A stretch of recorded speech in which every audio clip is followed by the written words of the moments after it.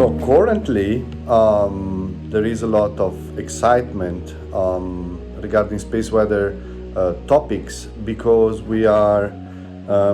approaching the solar maximum in 2025, and also experts knows that also the period that come right after the solar maximum brings a lot of perturbation that have significant impacts on human infrastructure. Therefore, there is a lot of excitement, a lot of activities, and actually we are also observing a lot of space weather events, and this makes the public more aware of this phenomena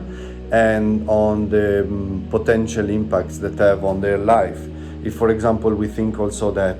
there are new technologies that are more sensitive to space weather, this increases the interest in the public for space weather activities, from the scientific efforts up to the operational services, like, for example, for aviation or for spacecraft operations.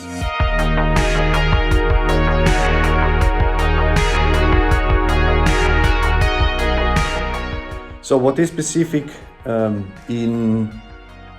space weather and space weather climate in Europe is that there are many competencies working in parallel, and unfortunately there is very heterogeneous the approach. As opposed to the American situation, where I have the feeling there is more coordination and more communication. In Europe, I feel that many institutions are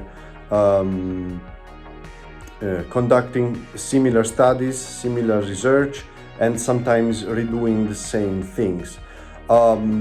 This can have a benefit from a research point of view, but there's quite of a deleterious impact on higher readiness level applications, like, for example, operation application, because when different, let's say, institutions come up with different idea and their own use, their own, let's say, standards and the same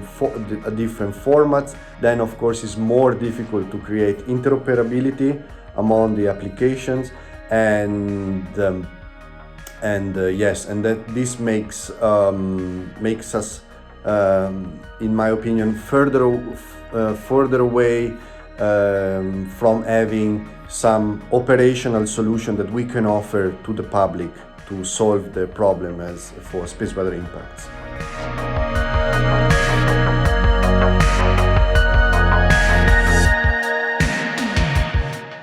So E-SWAN would benefit me in my activities by providing a list of the European assets for space weather and the European institutions that work in space weather research or space weather applications and so on, and alongside having a sort of contact point and of course some sort of details on what exactly these institutions are doing. This would be really beneficial in order to understand what are the competencies and who we can make collaboration in the future. So it would be also good to have this in a sort of standardized way, so that the search of the institution is more, let's say, it's more automatic. Yeah.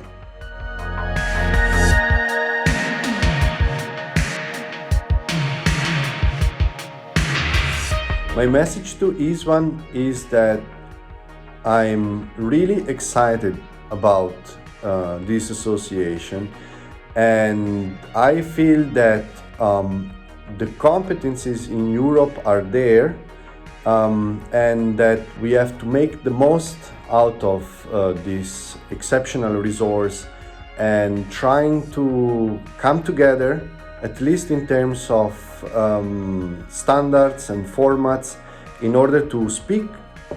the same language and possibly also looking towards the actual utilization of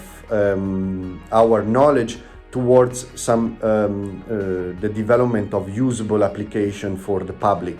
in order to increase our visibility.